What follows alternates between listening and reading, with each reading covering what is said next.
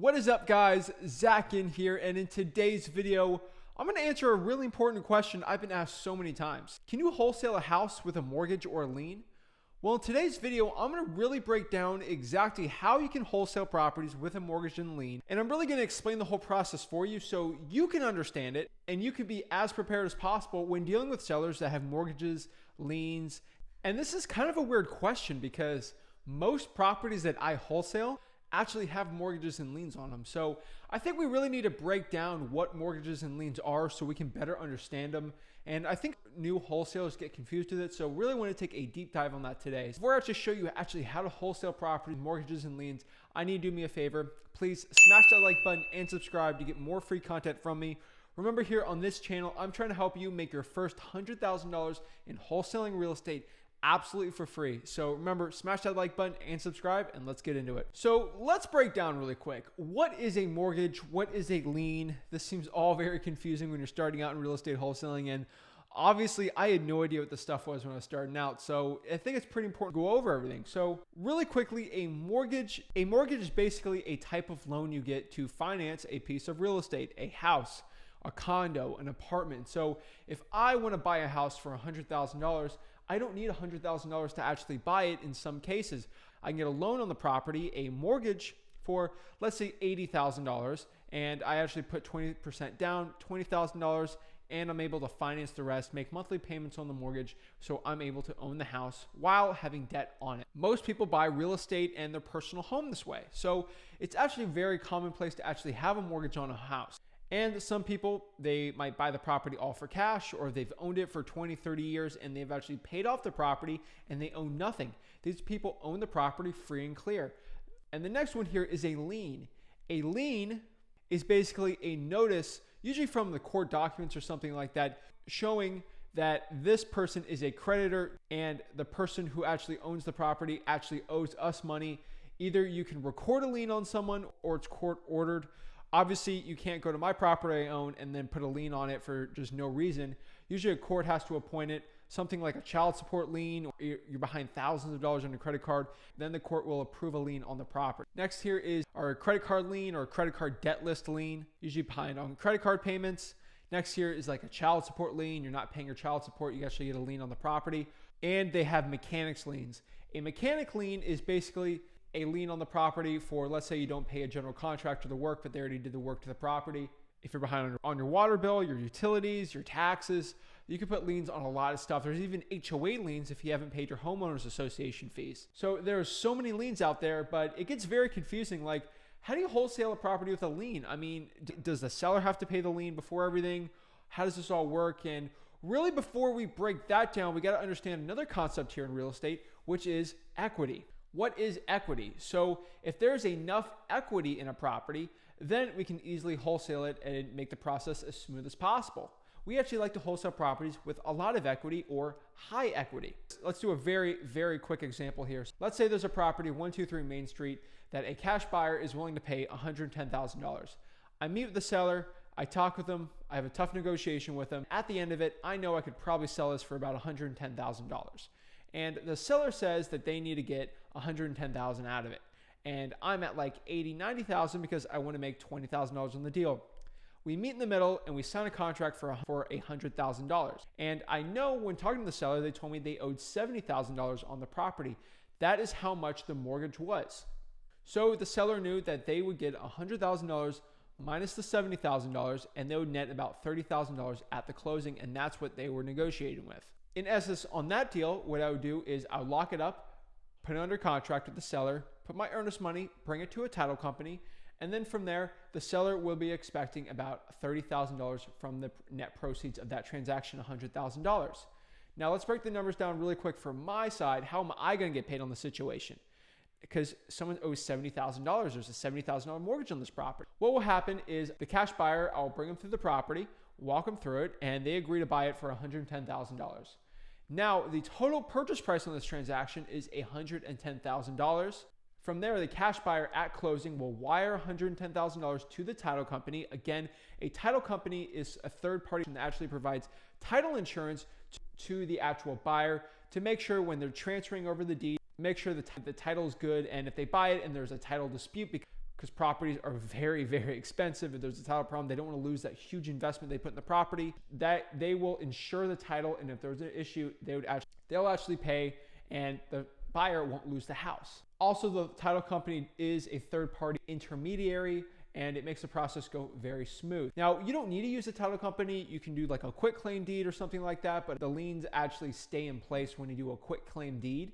So most cash buyers do not want to deal with that at all. They'd want something called a warranty deed, which basically states that all liens and mortgages have been paid off. Title company will get the transaction done pretty smoothly. They will do a warranty deed to the cash buyer, and they'll get their title insurance so they can rest assured that the title is cleared. There's no liens or mortgages on the property. So the cash buyer will actually wire $110,000 plus the closing costs, because there is some closing costs when it comes to title companies. And then from there, they'll wire the $110,000 to the title company. Now the title company has $110,000. Now they have to disperse the funds. The way the funds are going to be dispersed is, first of all, I'll get my $10,000. That is my wholesale fee. And now we have $100,000 left over for the seller, because the seller agreed on the contract for $100,000 to sell it for. Obviously here, they're not getting $100,000 for it. They're going to net $30,000 because they have to pay the mortgage. Now you might be saying to yourself, Zach, how are they going to sign off a warranty deed if they owe $70,000? I thought the seller would actually have to put up the $70,000 to actually get the property sold. And it doesn't work like that. If the seller has equity, the seller had about $30,000 of equity on there. So again, equity is how much the value of the property is minus how much they owe. That is equity. So there's enough equity in a deal, we can get the property sold. So what the title company would do is they will withhold $70,000 that the seller would have gotten, and they give that to the bank and pay it off for them. And then the $30,000 left over goes to the seller. So the mortgage is satisfied and the warranty deed can get signed and everything goes as smooth as possible. That's basically how the title process works in that situation. So you can actually wholesale properties with a mortgage, and that's basically how it's done. The equity gets used to pay off the lien or the mortgage in that situation. So again, really quick, $100,000 contract price. I find a cash buyer $110,000. There's a $70,000 mortgage, which means that I get my $10,000. Seller gets the $100,000 minus the $70,000, which makes $30,000 to them. And then a lien could just switch like the mortgage. So another example here is, let's say it's only $5,000 in that situation. That means the seller would net around $95,000. Now you might think, okay, well, every house with a mortgage probably works if someone's got to put a 20% down payment on it, right? Well, no, there can actually be negative equity, and these are wholesaling deals that we want to avoid on the traditional wholesaling sense. Now, we're not going to go into a 5-hour rant here on subject twos or creative financing here, but that's kind of the play on these type of deals. So let's say in that similar example that we agreed for $100,000 for it, and the seller told me there's about $70,000 for a mortgage, and that's basically it. What if the seller thought it was $70,000, but really they actually owed $80,000 and they had about $25,000 of credit card debt they actually had a lien against their property on? In that specific situation, they would actually have to owe $5,000. They actually have that negative equity in their house. That's not good. Now, how do I know how much the true mortgage is? Because a seller could have a thing in their head of how much it's owed, but how much it really is. So what they need to do is usually the seller can request what we call a payoff from the bank to actually show the official amount owed on the mortgage. And that's pretty easy. There's usually a monthly statement on the mortgage that actually gets popped up there that says how much you owe, how much of your monthly payment went to principal or interest. So what do you do in this situation? They're actually $5,000 in the hole there. Usually the seller says, nope, I ain't gonna sell this one. No, why would I even bring money to the closing table? No way, I ain't going to do this. What you could do, another situation, now this is optional, but this is something that I've done plenty of times before, is if they're going to owe $5,000 in negative equity, use some of your proceeds so the seller can maybe net something. So maybe give up $6,000 of your assignment fee and have the seller actually net $1,000 so they walk away with something and you get $4,000, because at the end of it here, wouldn't you rather just have $4,000 on that deal versus the seller walking away and not getting a deal? $4,000 beats $0 every single day of the week.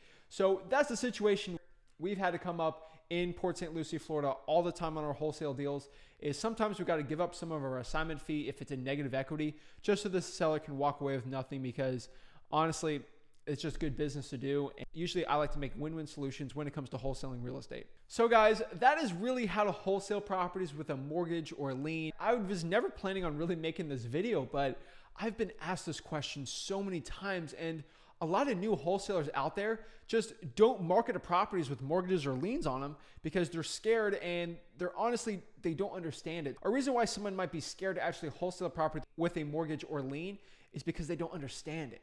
And hopefully in this video, you somewhat of a grasp of actually how to wholesale a property with a mortgage or a lien, and you can go out there with confidence and actually get deals done with mortgages and liens. Those are most of my wholesaling deals, so don't be afraid of them. Be happy, be excited, because you can provide a solution to your sellers. And remember, make a win-win.